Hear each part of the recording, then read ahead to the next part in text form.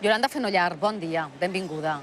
Adecco, una empresa líder en la gestió de recursos humans, ha elaborat un informe que pretén orientar els més de 566.000 parats, segons les xifres de l'INEM corresponents al mes de febrer, que hi ha a la Comunitat Valenciana.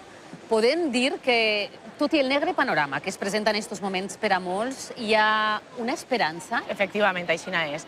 A pesar de la situació econòmica que tenim, sí que és de veres que n'hi ha empreses que continuen ofertant llocs de treball a que siga d'una forma més ralentitzada. Podem dir, per tant, que hi ha determinats perfils que seran molt buscats, molt demanats durant el 2012. Podem fer, Yolanda, una primera divisió entre aquelles professions altament qualificades i aquells llocs de treball no qualificats però que seran molt demandats. Sí, doncs si dividim els llocs de treball en aquestes dues parts, els perfils d'alta qualificació que nosaltres prevem que van a demanar-nos enguany serien enginyers, controllers, directors financiers, i perfils de baixa qualificació podrien ser dependentes, promotors, carretilleros.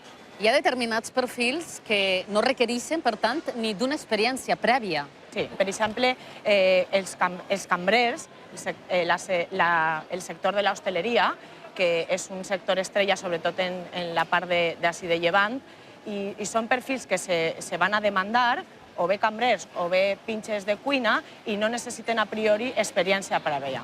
Recordem, Yolanda, que estem parlant d'opcions reals de treball i que podrien, per tant, absorbir a tots aquells parats procedents d'àmbits com ara la construcció, molt castigats durant la crisi. Aquest tipus de perfils estan absorbint tota la gent que ve d'aquests sectors perquè, a més, no requereixen molta formació, con lo qual les empreses estan reclutant aquest tipus de perfils. Això vol dir, per tant, que podríem fer alguns cursets de curta duració que els podria aportar aquesta formació necessària per a optar a aquest lloc de treball. N'hi ha dues opcions. O bé quan l'empresa te contrata te dona l'opció de formar-te en ells, o bé animem també a la gent que a través de tot tipus d'empreses de formació se reciclen i se formen en aquest tipus de treballs. Tradicionalment, el turisme i com a part seua l'hostaleria són dos dels motors més potents de la nostra economia.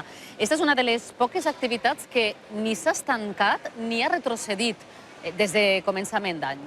Sí, continuen demanant-nos gent, ja te comento que de baixa qualificació, cambrers de sala, pinxes de cuina. I què és el que més es valora en aquestes professions?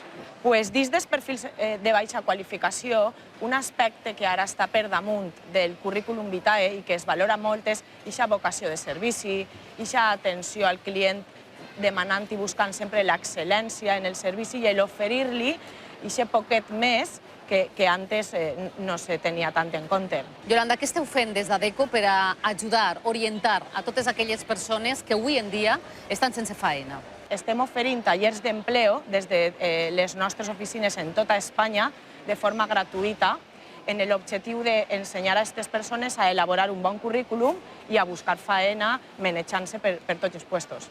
Yolanda, moltíssimes gràcies per acompanyar-nos. Ha sigut un plaer tindre't ací i sobretot perquè ens has aportat una miqueta de llum en aquest moment tan negre i complicat. Sí.